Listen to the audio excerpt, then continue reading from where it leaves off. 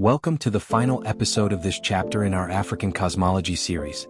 Over the past 100 topics, we have explored creation, consciousness, ancestors, nature, symbols, wisdom, justice, and purpose. Today we ask one final question. What is the ultimate goal of life according to Igbo Odinani and ancient Kemet? After studying ancient civilizations for years, one remarkable pattern begins to appear. Although cultures differ, languages differ, and religious traditions differ, many African philosophies return to one central idea: harmony.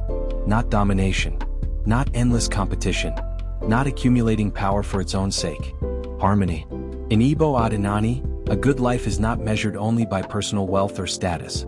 A fulfilled life includes living responsibly with one's chi, respecting Allah, Ani, honoring family and ancestors, contributing to the community, and caring for the land that sustains everyone.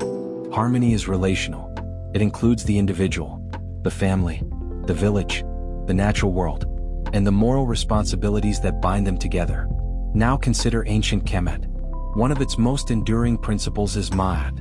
Ma'at represents truth, justice, balance, and order. Egyptian rulers were expected to govern in ways that upheld Ma'at, while ordinary people were encouraged to practice honesty, fairness, and moderation. Again, we should not assume that Ma'at and Odinani are identical. They emerged from different societies with distinct beliefs and histories. Yet both traditions share an important insight. Human flourishing depends upon living in right relationship with other people and with the wider order of existence. Think about a musical orchestra. Every instrument has a different sound. The drum is not the flute. The flute is not the trumpet. The trumpet is not the violin. Each is unique.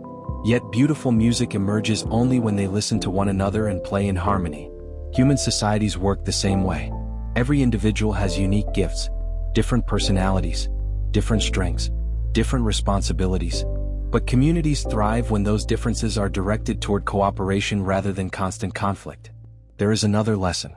Modern society often teaches us to chase success. More money, more recognition, more possessions. Ancient African wisdom asks a different question. Not, how much do you have? But, how well do you live? Do you bring peace into your family? Do you act with integrity when no one is watching? Do you care for the earth that feeds you? Do you use your knowledge to uplift others? These are the questions that shape lasting civilizations. As we conclude this 100-part journey, perhaps the greatest lesson is this. The purpose of wisdom is not simply to fill the mind.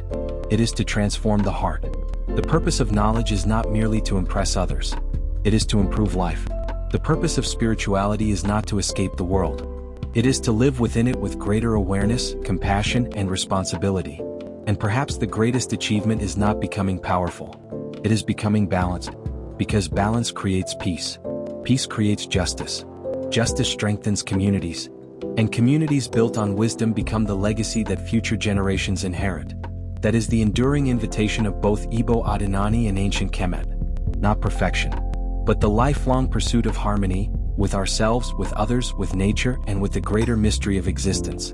Thank you for joining me on this incredible journey through 100 episodes exploring Igbo Odinani and ancient Kemet.